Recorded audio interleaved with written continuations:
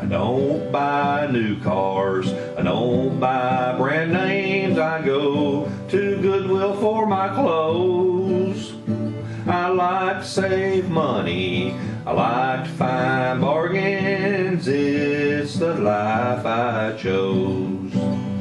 I throw nothing away, I'll find a use another day for all this junk I keep.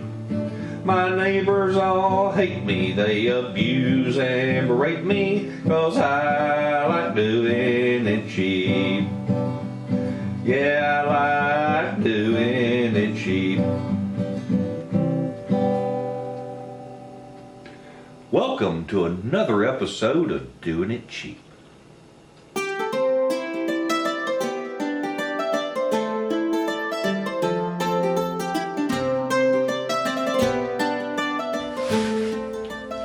Well, folks, today's episode is about one of my Harbor Freight tools that I have no idea why in the world I never owned one all my life.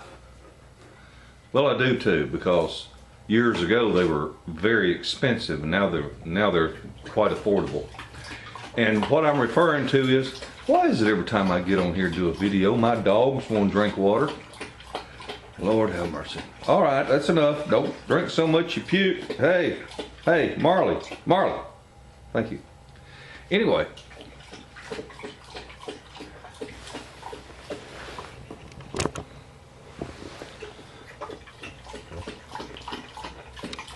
Just so y'all know what that sound is, that's that dog of mine, or one of my dogs drinking water.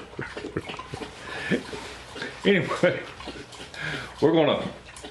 I'm gonna talk to you about the Harbor Freight Airless Paint Sprayer. Man, I love this thing. I cannot believe I haven't owned one all my life. But mine paid for itself the very first day, as compared to me hiring some people to help do some painting for me. I mean, I was giggling while I was using this thing. So I'll tell you more about it, but first we're going to go outside. I'm going to show it to you. I'm going to show you what I got outside. Mine is actually indoors, being stored in a nice dry place, but I've got an extra one, and let me just show it to you so you know what we're talking about. Well, it's the last week of January. I'm outside. It's cold. It's in the 30s. So I'm just going to point out a lot of features about this thing, and then I'm going to go back inside and finish talking about it. It comes with a pretty decent paint gun itself, and this right here, you see this piece right here? That is the actual tip. And this part right here just sort of directs, you know, which way it's going to go. And inside there is a third piece. And what I do, let's see if I can get it all out for you. I didn't even try to take this apart. What happened here is this that I'm showing you was actually thrown away. I found this in a dumpster behind Harbor Freight. Well, anyway, there's a piece in here that has a rubber like O-ring on it, and then you've got your tip, and then you've got your, I don't know what you want to call it, nozzle or whatever. But on mine, I have these three pieces taken apart, and they're in a jar with laundry detergent, liquid laundry detergent, so that the rubber doesn't dry out, and I don't have to worry about anything stopped up to hold that thing. Up here is the hose, and all it does is one end connects to the gun, the other end connects to the pump, and that's the little spray gun that comes with it. You know, it's right here. And let's see here what we've got. We've got a spray and prime. When you're just trying to get this thing loaded up, you turn this down, and basically it does a lot of volume. It doesn't build up all that pressure, and it'll pick up the paint out of the big hose here. It'll pick it up, draw it in, and then finally it'll come right back out the small hose. And when it's all loaded up, then you know you're ready to paint. Of course, you got your hose out here, and what I do is I take this gun, I take the tips off, and I lock this gun open, and I just let it hang down in a bucket also. And when it's starting to squirt all kinds of paint out, then I know I'm loaded up and I'm ready to paint. On the other side here, if I turn it, here's a pressure control for more or less pressure, and right here is your on-off switch. This is a pretty neat outfit. Sorry. The pickup has got a strainer on it, and for the money, I really like it. Now we're going to go inside. I'm going to tell you how I actually use this, and I'm going to tell you what paint I use, and maybe I can get in there where it's a little warmer. A little cold out here on my little footsies in the 30s. All right. Let me pause this, go back in the house. All right, we're back in here where it's a little warmer. Anyway, the way I use mine is the first thing you want to do is get you a big old bucket, like a 5-gallon bucket, of warm, not hot, warm soapy water when you very first get this thing, and let those 2 hoses drop down in that bucket. What they don't tell you is you actually need to elevate the pump up high so your hoses can hang down, and it's a little something. Later on I will actually build something to show you, but what I did when I was remodeling this house is I just set the pump up in a chair, like a kitchen chair, and I let the hoses hang down into the bucket. So it worked. It wasn't the most convenient way of doing it, but it worked. And the hose is long. You reach the almost, depending on how big your room is, probably reach all 4 corners of the room without ever having to move it, unless you got a real big room. So anyway, what you want to do is let both of them hoses hang down in that bucket of warm soapy water. Set that thing to prime. Remember the prime and paint switch? Set that thing to prime, turn it on. I also have my trigger. I squeeze my trigger and point it in the bucket, and I just let this thing run until it circulates that warm soapy water. Okay? Now, once it's circulating that warm soapy water, if it's not coming out of your trigger, that's when you flip that switch to paint. Alright? And when you flip that lever to paint, then it's going to start shooting out of your gun. And all I do then is if it's not coming out too strong, and if you're smart enough to do this outside instead of inside, you can point straight at that soapy bucket of water, bucket of soapy water. Okay? The idea is I want to flush that entire system, because there may have been a little bit of oil that was included in this thing when it was manufactured, when it was shipped. There could have been some light oil in there to protect the pump and all the seals. So you want to make sure that there's no oil when you go to use latex paint. Now, I don't paint with oil-based paint. Anything major anyway. If I'm painting a room, I use latex. It's so much easier to clean up. I think it's less expensive, a lot less hassle. I don't have to make sure my brushes are perfect. I can rinse them out with hot soapy water.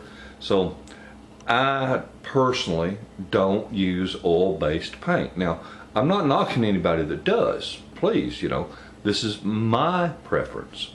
I will say this, that if I were to be using oil-based paint as well as latex, I'd buy 2 machines. That way I don't have to worry about the fact that I have left the residue of the mineral spirits in the machine when I cleaned it.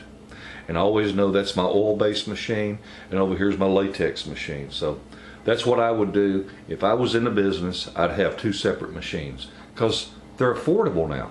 Okay? Now, remember while you watch my channel, it's called Doing It Cheap. So I want to tell you about the paint I use. I was remodeling this house. We bought this old house and it needed a lot of work. And make a long story short, I painted, this house is 1,600 and almost 1,700 square feet. And I painted all the ceilings and all the walls in this house, except one little bitty bathroom. The rest of the I painted the rest of the entire house. And I went to Lowe's. I don't work for Lowe's now, but I went to Lowe's to see what paint they had. And I do like a paint brand that called Valspar. I think it's made up in the New England area, Valspar. And I was looking for something affordable, as in cheap. And they have a white primer. It's contractor grade primer. It's for guys that do this stuff for a living, okay? In a 5-gallon bucket. And it's sort of a bleh looking white. It's a primer, you know, it's not meant to be your finish coat. Well, I got looking at that and I asked the person working there in the paint department, can you put tint in this? Oh no. Because let's face it, sometimes they just pull somebody from over this direction or that direction to fill in at a department while somebody goes to lunch. So, person didn't know anything. I'm sorry, let me rephrase that. They didn't know the answers to some particular questions that I had.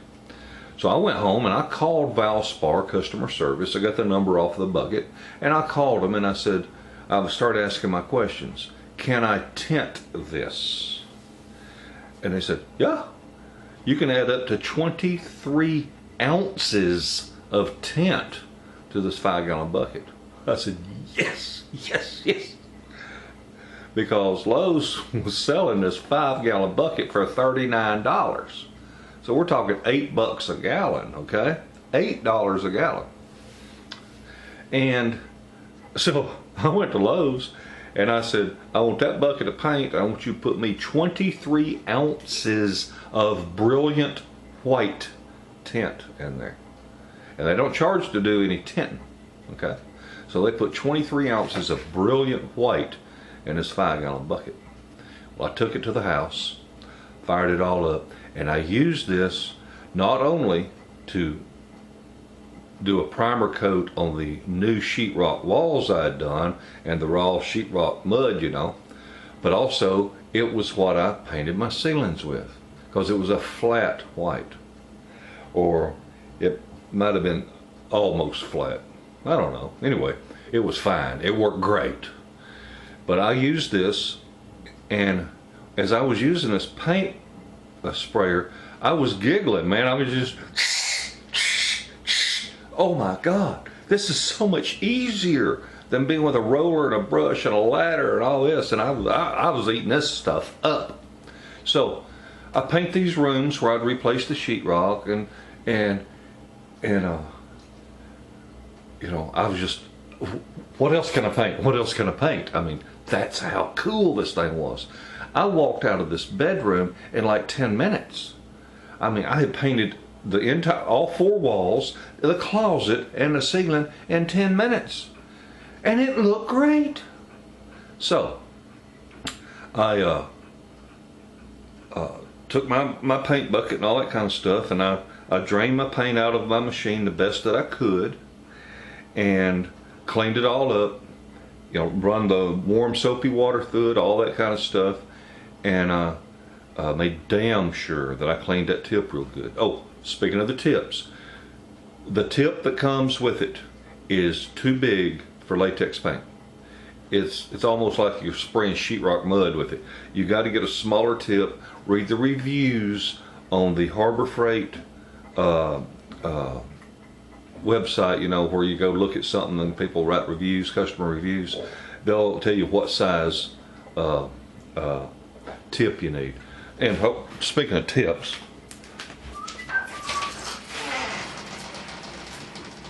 I was telling you that I keep mine in some laundry detergent, and there it is, and it's always ready whenever I want it, and I ain't got to worry about any any rust or deformation or anything. Anyhow, I cleaned my equipment up and waited a few hours, and I walked in there and it was so cool. I mean, it just looked great. Well, that got me fired up. So hell, I went back to Lowe's. Me and my wife, we picked out the colors we wanted in the house. Why would I want to pay $32 for 1 gallon of paint? So I buy a 5-gallon bucket of this primer and say, color it to this color right here. This is the color I want. And they'd add the primer to it. I think it put 40-something ounces in there. But anyway, it worked.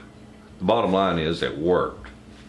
And this was a vacation house. Wasn't going to be in it all the time. So we painted this house most beautiful colors. If I can find the photographs, I'll put them on this video, but I think they're on the computer of mine that crashed. Go figure. But anyhow, or maybe not. Maybe I've got them. We'll see. Anyway, the only bad thing about this paint is that it's not washable. You can take a damp washcloth and wipe it right off the wall because it's a primer. It's not your finished coat, okay? But if it's for adults like me and my wife that's staying in the house, we're not going to be rubbing our hands all over the walls, getting them dirty and all that. And if we do, I got enough paint left over, just little touch-ups. That's the way I look at it. Just touch it up, right? But you know, for a final finish coat that you never have to worry about, you can scrub it because you got kids in the house. Then you have to go with your more expensive paint. But here's the cool part. Because you used that primer that you tinted to the finished color, when you do go buy that $32 a gallon paint, or how much it is, it covers so easy because there's not a different color in behind it.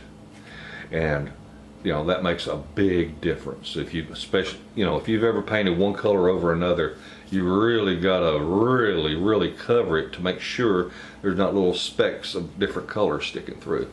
So bottom line is, I really like my airless sprayer. I wish I'd bought one many years ago. It is a labor-saving device. It's also a money-saving device compared to paying somebody. And I really like that Valspar primer. It's a contractor grade primer. Just look for it. It's the cheapest latex base I got. So I hope this has helped you a little bit. Feel free to leave some comments. If you got any questions, you know, my opinions on if you got any particular questions about the paint sprayer or the paint, feel free to ask.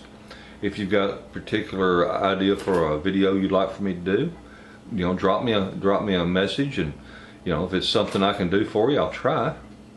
And I want to thank each and every one of you that watch my videos. I want to say thank you to my subscribers. Anyone that is a subscriber is automatically entered into the drawings I have at each $500 or 500 subscriber interval. Every time I hit another 500 subscribers, I give away I like doing it, cheap t-shirt or beer mug or wine glass or something. So, you know, please share my videos with your friends. Share, and tell all your friends and neighbors to tune in, subscribe, and I've got all kinds of videos on this channel. If you'll browse through, you'll see everything from making good old chocolate gravy to how I'm trying to lose 100 pounds, and just all kinds of ranting and raving and carrying on. And I even sang a little bit. Anyway, I'm long-winded enough. Thank you so very much for watching. Have a wonderful day and a better tomorrow. Bye.